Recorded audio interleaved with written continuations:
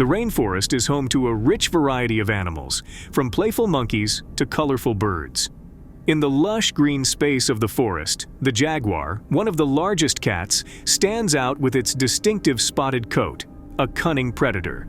The rainforest environment provides the jaguar not only with abundant food, but also with an ideal place for them to hide and breed. The existence of the jaguar is not only a symbol of the wild beauty of the rainforest, but also an important part of the ecological chain of this area. Let's find out, and don't forget to subscribe to the channel to receive the latest updates.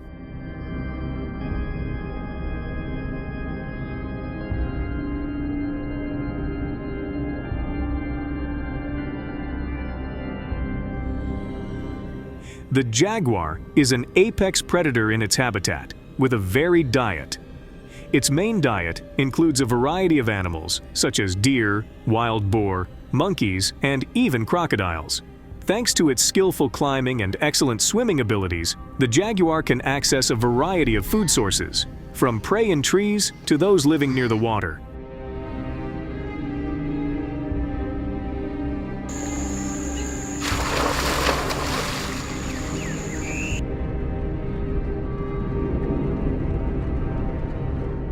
Currently, estimates of the number of leopards in the wild range from 15,000 to 25,000. These elusive creatures often venture into populated areas in search of food, and because habitat disruption causes a stir in human communities, their sudden appearance often causes confusion and fear, as people do not know how to react to these powerful predators in their midst.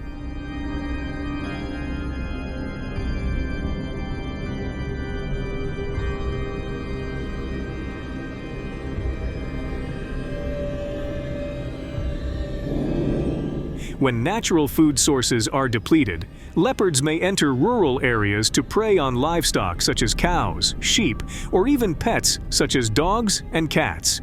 These attacks often occur at night, when leopards take advantage of the silence to approach their prey.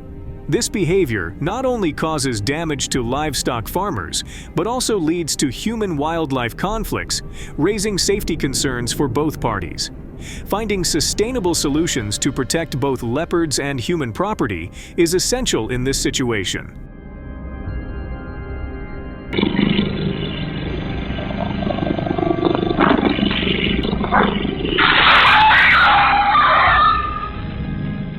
One way to protect leopards, while also protecting humans, is to move them to zoos or animal sanctuaries.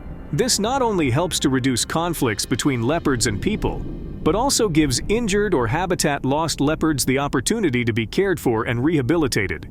In zoos, they can live in a close-to-natural environment while receiving conservation education and raising public awareness of the importance of this species. This not only protects individual leopards, but also contributes to research and conservation efforts, helping to maintain healthy leopard populations in the future.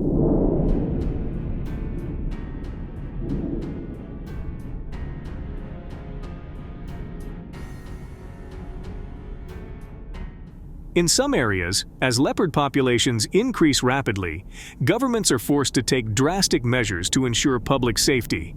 In cases where leopards have entered residential areas and posed a threat to livestock and humans, the use of guns to control leopard populations has become a temporary solution. Authorities often organize controlled hunting programs to minimize conflicts between leopards and people. Do you agree with this hunting method? If yes, like the video, and if no, leave a number 1 in the comments.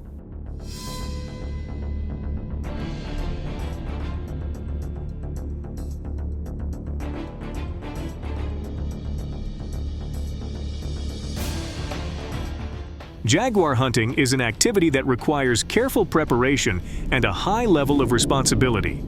First, it is necessary to have specialized knowledge of jaguar ecology and behavior to understand how to approach and interact with them. Appropriate equipment, such as binoculars and cameras, is also important to observe the animals without disturbing them. In addition, the application of harmless hunting techniques is necessary, prioritizing conservation over extermination.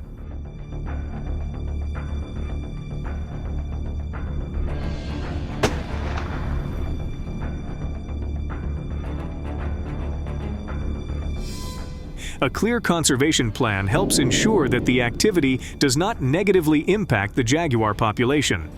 At the same time, compliance with permits and regulations is required to ensure legality and accountability.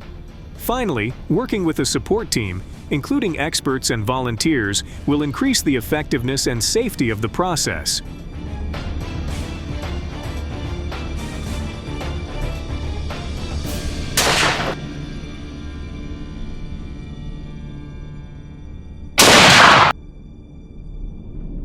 When spotting a leopard, hunters should keep a safe distance and find a position with a clear and stable view.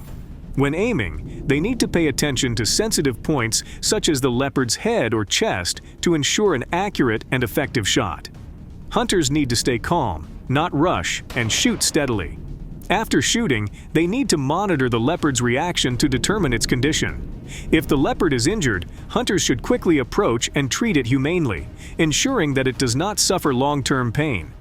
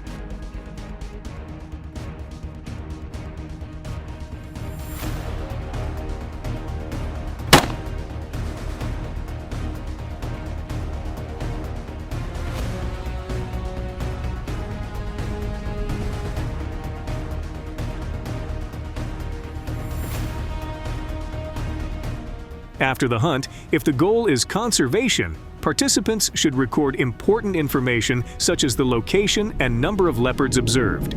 This helps to assess the status of the population and to develop appropriate conservation measures.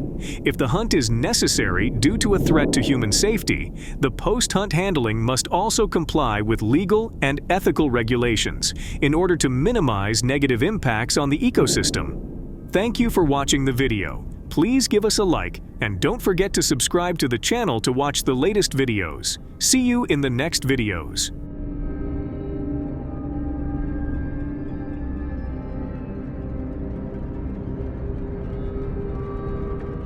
Primates are an incredibly diverse group of animals, including monkeys, apes. They typically live in rainforests, forests, and other habitats around the world. Primates are known for their high intelligence and complex communication skills. Many primate species live in groups, forming complex social structures where they interact, care for each other, and protect each other from predators. Are you ready to join us? If so, leave the number 2 in the comments below.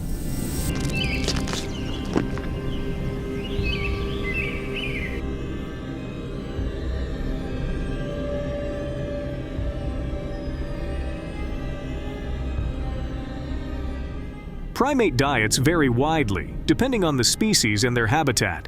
Most primates eat mainly fruits, leaves, flowers, and seeds, which help them maintain their health and provide the energy they need for daily activities. A varied diet not only provides nutrition, but also plays an important role in maintaining the balance of the ecosystem.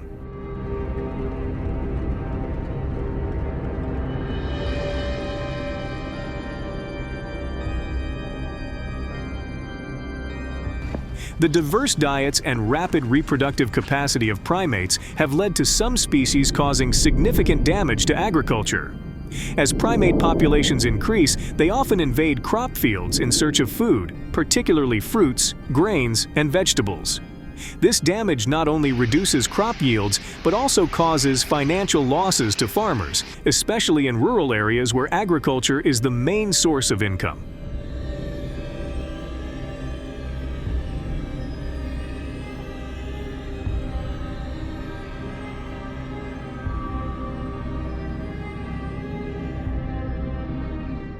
Additionally, primate consumption of fruits and crops has led to human-animal conflict, causing concern for both sides. Many farmers have resorted to protecting their crops with measures such as fencing or using noise to scare away primates. This creates a challenge in balancing wildlife conservation and maintaining sustainable agricultural production, requiring more effective and humane solutions to address the issue.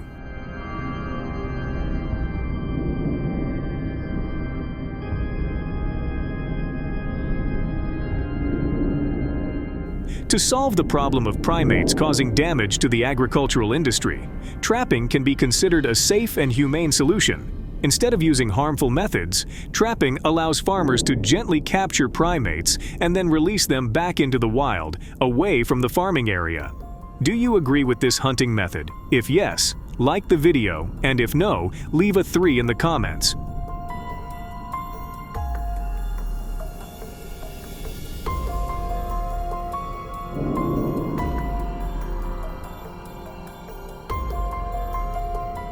Place the trap in an area where primates are likely to be found, such as near fruit trees or areas where they have been active. To attract primates, place their favorite foods, such as ripe fruit or nuts, inside the cage. When the primates enter to eat, the door mechanism will automatically close, keeping them safely inside.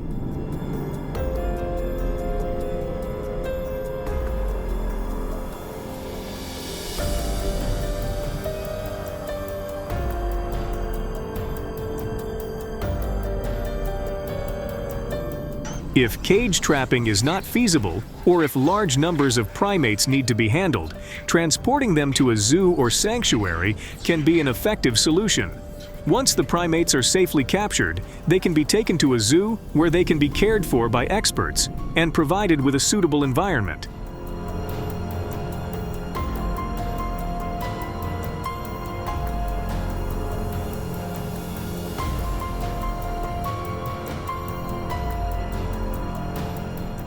At the zoo, primates will be cared for, raised, and can participate in public education programs, helping to raise awareness of the importance of conserving this species.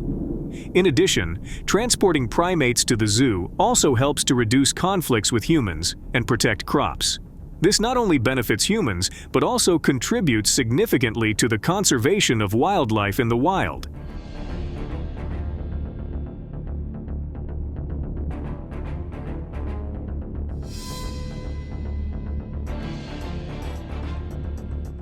However, hunting is sometimes considered the quickest way to reduce primate populations that are damaging to agriculture. In emergencies, when primates are causing serious damage to crops and no other measures are effective, hunting can help control the population quickly.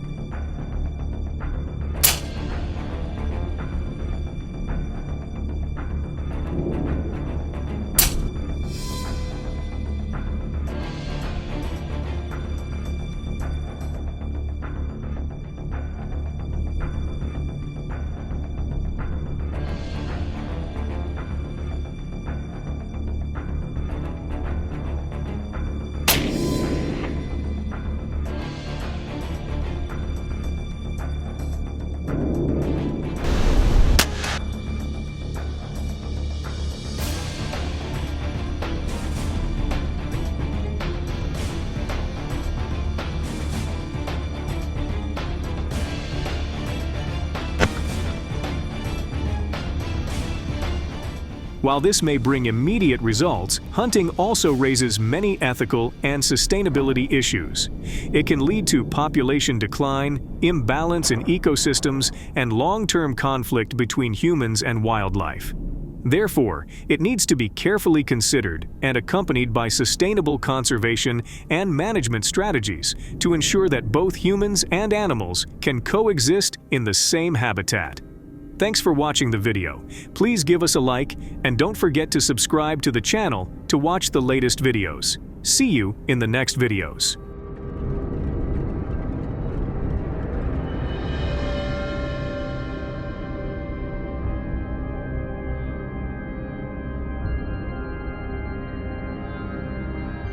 The red fox is a very versatile animal that can live in a variety of environments. They are suitable for forests, grasslands, mountainous areas, and even suburban areas near urban areas. Red foxes are highly adaptable, allowing them to find food and shelter in a variety of conditions. The ideal habitat for red foxes is often dense vegetation, providing cover and a variety of food, including mice, rabbits, and insects.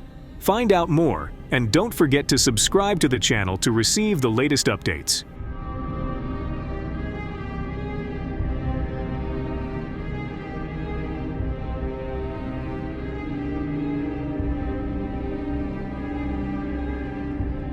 Red foxes can also live near humans, where they take advantage of garbage and livestock for food. The presence of humans not only provides red foxes with easier access to food, but also creates diverse habitats such as parks, gardens, and suburban areas. They often forage in garbage cans, hunt poultry, or even eat human food scraps.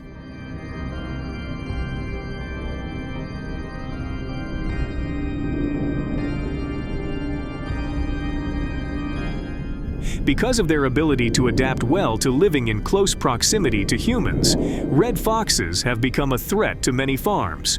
In their search for food, they often invade crop and livestock areas, causing damage to crops and attacking livestock such as chickens, rabbits, and sheep.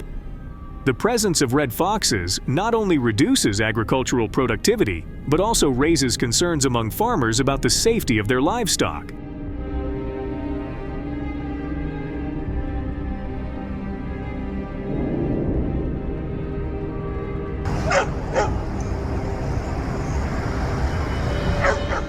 To minimize the damage caused by red foxes, trapping can be used in an effective and humane manner. Cage traps are a popular option, allowing red foxes to be captured without causing injury. When setting traps, farmers should choose locations near areas where foxes are frequently present, such as near fields or areas where foxes have been seen.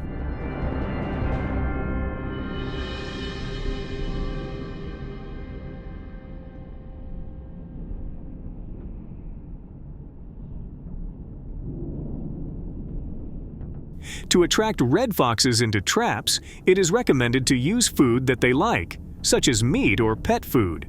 It is important to check the traps regularly to ensure that foxes are not kept too long. Once captured, red foxes can be moved to a safe area away from the farm to minimize future conflicts.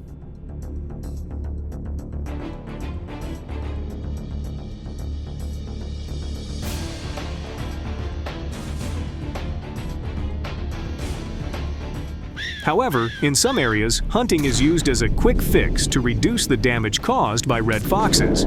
As red foxes become a serious threat to crops and livestock, many farmers feel that hunting is an immediate and effective solution to control their numbers.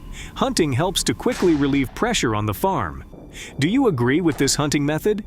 If yes, like the video, and if no, leave a 4 in the comments.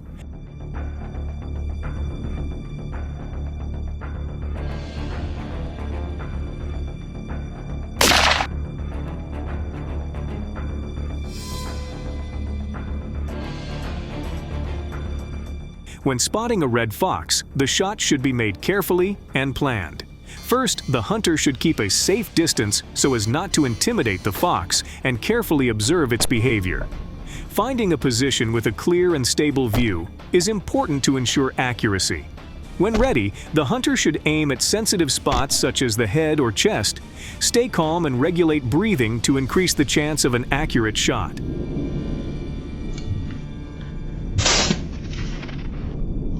And down he goes. However, this method also raises many ethical and sustainability issues. Hunting can lead to a decline in red fox populations, causing imbalances in the ecosystem and can create long-term conflicts between humans and wildlife. Therefore, although hunting can bring immediate results, it needs to be done responsibly and combined with conservation measures to ensure harmony between agriculture and nature in the long term. Thank you for watching the video. Give us a like and don't forget to subscribe to the channel to watch the latest videos. See you in the next videos.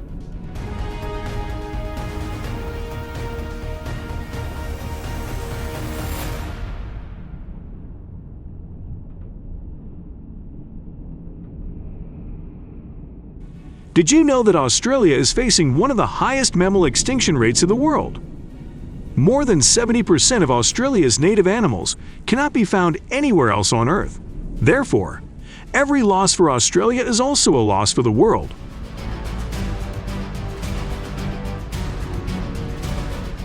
One of the biggest threats to Australia's native species is the introduction of feral cats.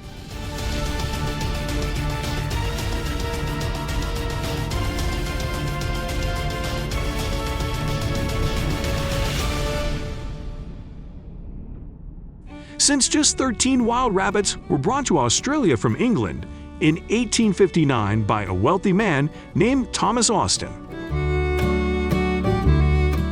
Their overpopulation has caused many negative problems for nature and agriculture. Governments and farmers in Australia have used a variety of measures for more than 100 years to control wild rabbits, from fencing to extermination.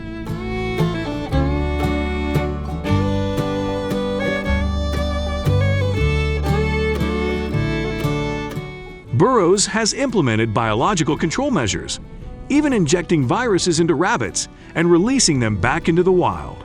However, with favorable living conditions and rapid reproduction, the number of wild rabbits in Australia continues to increase rapidly.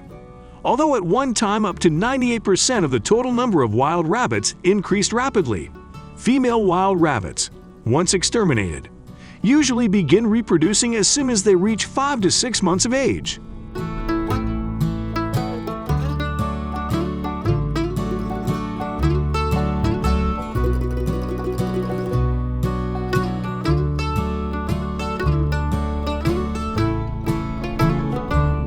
Currently, female wild rabbits in Australia usually give birth to 4 litters. Each litter has about 7 to 10 babies. They hide mainly in squirrel burrows and are only allowed to leave when the mother rabbit feels safe. Baby rabbits will feed on their mother's milk for about 4 weeks before transitioning to solid food. According to research by the Invasive Species Solutions Center in Australia, most wild rabbits will separate from their mothers when they reach a certain stage.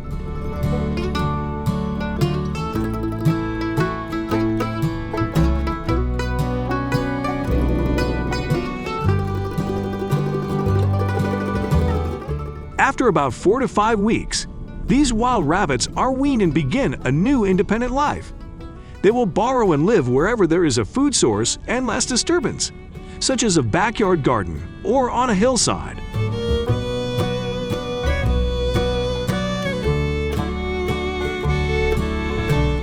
Basically, any place in Australia can become an ideal habitat for them. Currently, there are approximately 287 million wild rabbits in Australia, with about 177 million rabbits being born each year. These hundreds of millions of rabbits are distributed across 71% of the country's mainland, and they have the ability to burrow naturally. While young wild rabbits are often preferred prey for carnivores like feral cats or dingoes, the number of rabbits killed each year by predators is only a small fraction of the total rabbit population in the area.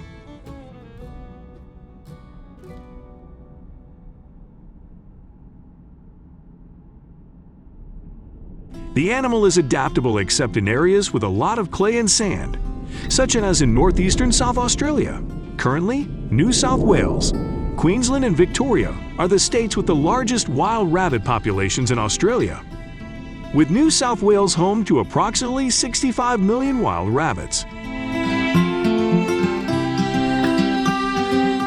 The negative impact of hundreds of millions of wild rabbits on Australia's ecosystem includes the decline of natural vegetation and grasslands, linked to overgrazing by wild rabbits. Just one wild rabbit can make the entire lawn of an international standard football field indestructible. An adult wild rabbit typically weighs about 3.3 pounds and needs to consume 7% of its body weight each day.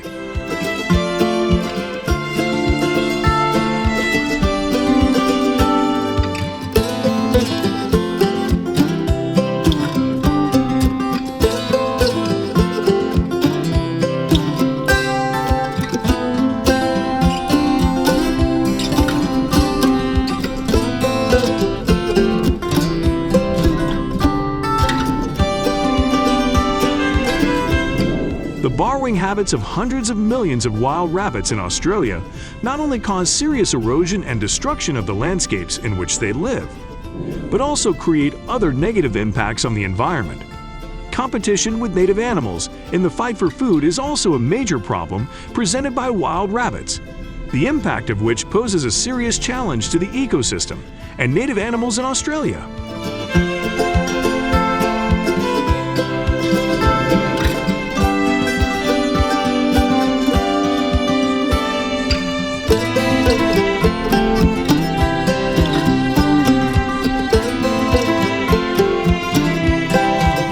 Threatening some 322 plant species and posing a major challenge to ecology and agriculture. Australia's wild rabbit population is 11 times larger than the country's population and costs the government more than $215 million a year. Australia, with the problem of wild rabbits rampant, the Australian government allows anyone to hunt them in unlimited numbers and encourages people to organize hunts to reduce the number of this invasive species.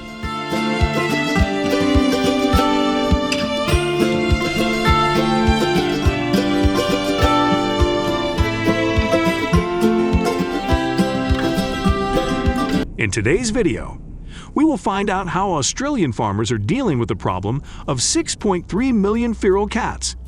If you are excited about this content, please leave your number 1 below in the comments section.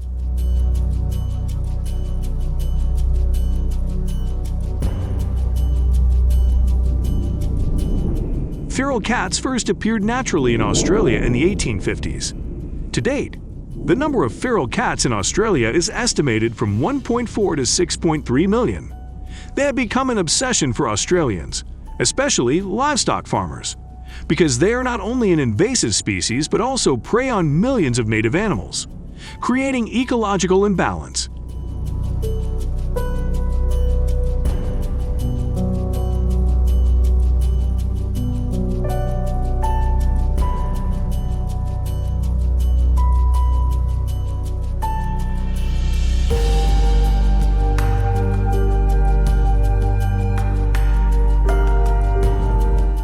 Even though they belong to the same cat family, feral cats are not cute at all and are very aggressive.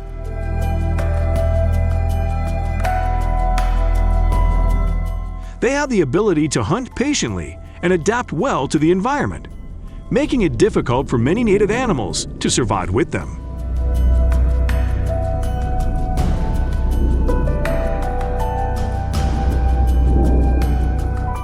Watch the video to better understand how farmers are meeting this challenge and solving the feral cat problem in Australia. And feral cats not only cause a lot of damage, they are also linked to the extinction of 25 species of native small and medium-sized mammals, threatening the existence of more than 100 other native species in Australia.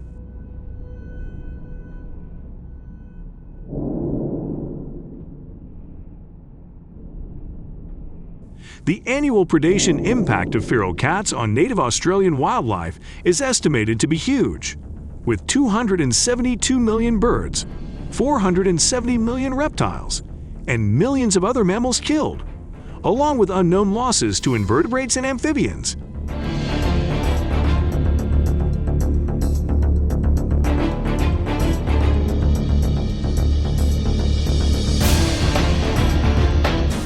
These massacres frequently take place in the bush, but feral cats in town areas also cause significant losses. They are capable of injuring people and are often difficult to distinguish from domestic cats due to their agile bodies, sharp senses, and good hunting ability.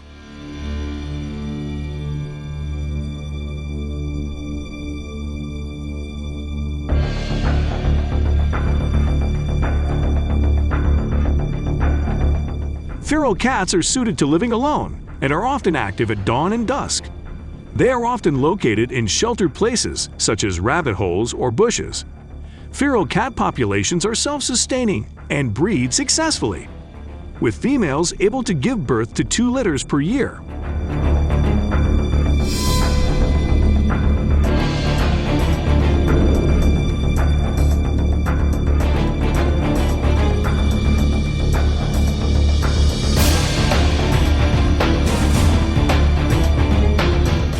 Young feral cats live with their mothers until about 7 months old, after which they disperse and live alone.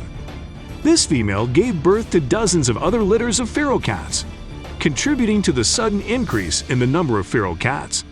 This situation is creating food shortages and threatening biodiversity in Australia.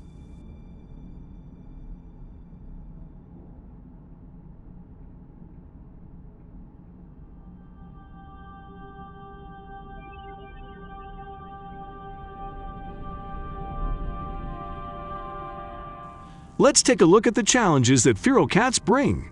In the wild, they tend to increase their hunting and attacking behavior to ensure survival. Like a leopard cutting through the desert, the light footsteps and sharp eyes of wild cats are directed at prey.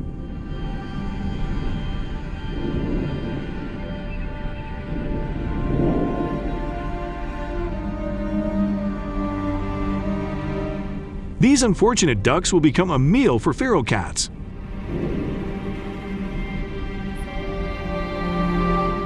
Especially when they are hungry. Although birds are often the favorite targets of feral cats when they are hungry, the animal's resistance is often ineffective, and they fight desperately until the feral cats tear them apart.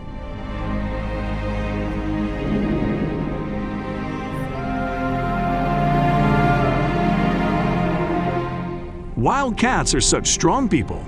They are small in size, but have enough attack power and ferocity to terrify their opponents.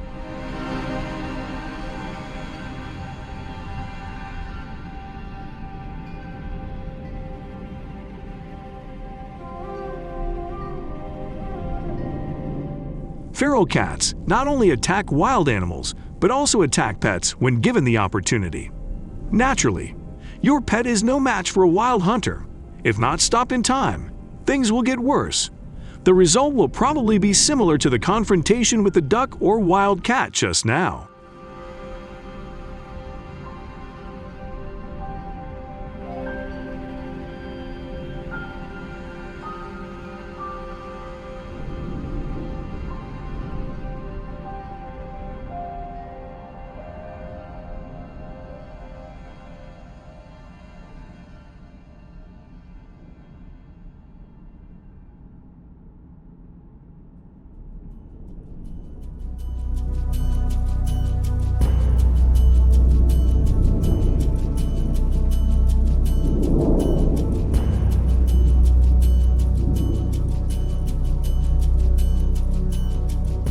Feral cats also pose a threat to human health because they can carry infectious diseases such as rabies and respiratory infections.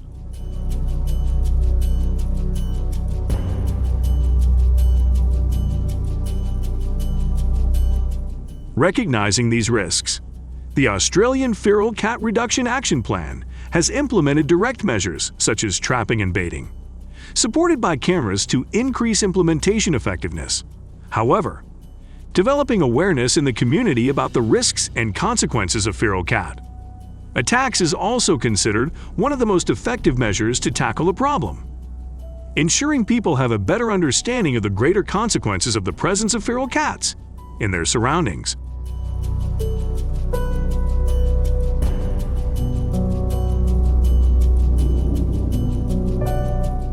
A large method of controlling wildlife cuts is the use of poisonous baits. However, this method is only implemented in Western Australia. Many native animal species in the area have developed resistance to this poison in some parts of Australia. Although poisonous baits can pose great danger to wildlife, don't let their appearance fool you.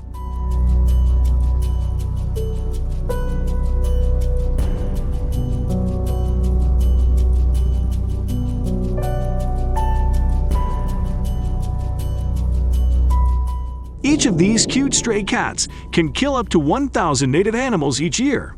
This situation is getting worse, and increased pressure from feral cats could quickly lead to other animals being pushed out of the ecosystem. Australia's National Science Agency SASO has reported that each year, feral cats kill an average of 1.8 billion animals in Australia, equivalent to about 2,000 native animals every minute.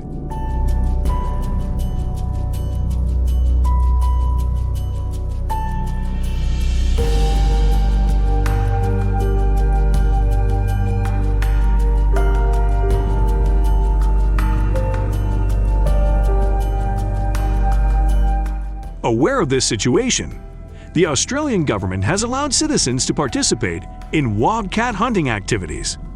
But this can only be done with a hunting license and in strict compliance with government regulations.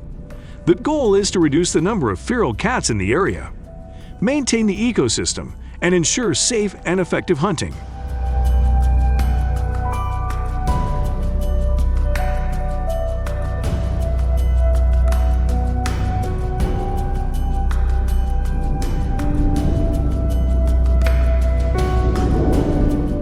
In 2023, approximately 21,000 cats were euthanized in an effort to reduce the feral cat population.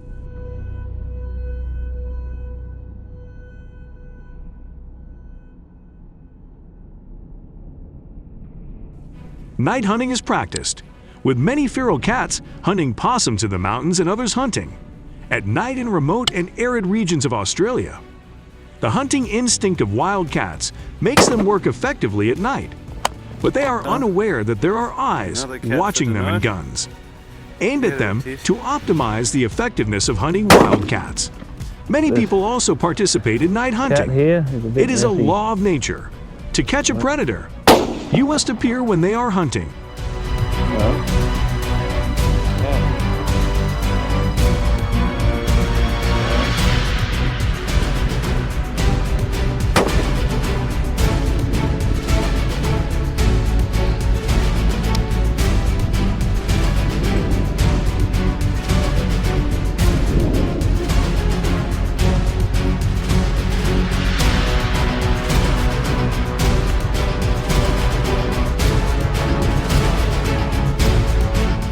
During the hunt, farmers can use means such as guns to end the threat of feral cats. However, the encroachment of entire feral cat populations continues. Their claws have penetrated deep into Australia's ecosystem, especially in autumn when food is scarce. Feral cats will hunt small animals to secure a meal, and they even move close to residential areas in search of food. Controlling feral cats becomes a challenge in locating them.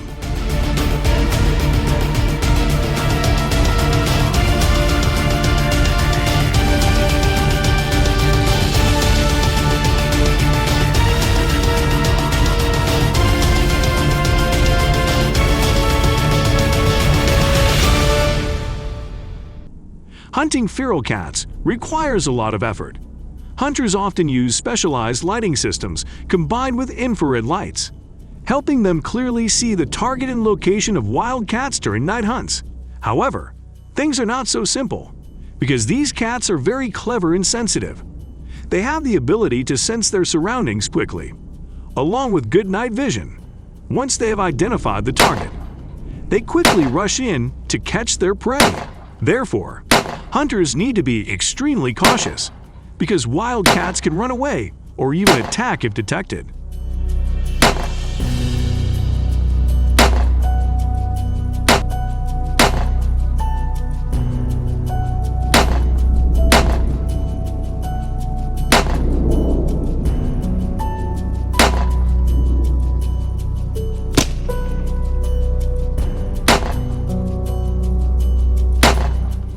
A night hunting group usually needs at least 2 people to support each other, and everyone must hide quietly, observe and wait to spot the target. They move their hunting gear towards their intended target and carry it back to their body. This is not only an arduous hunt, but also brings exciting experiences. With the feeling of not knowing when wildcats will appear, the excitement from discovering and defeating them is something that will definitely make you happy. This joy comes not from killing, but from the clear awareness that each shot can help stem the encroachment of feral cat populations. At least discourage them.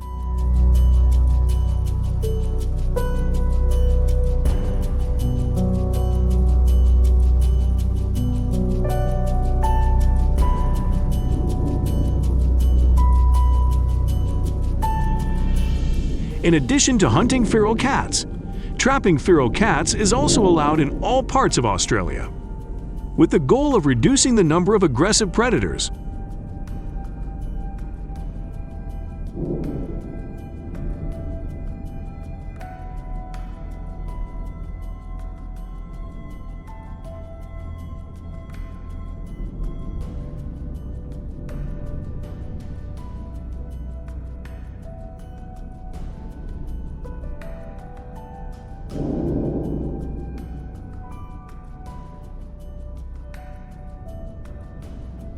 Although feral cats have only been present in Australia for about 200 years, they have left a destructive mark on the Australian landscape in recent times. Australian farmers have strong plans to limit the invasion of wild cats, proving their determination in the fight against these cute-looking killers.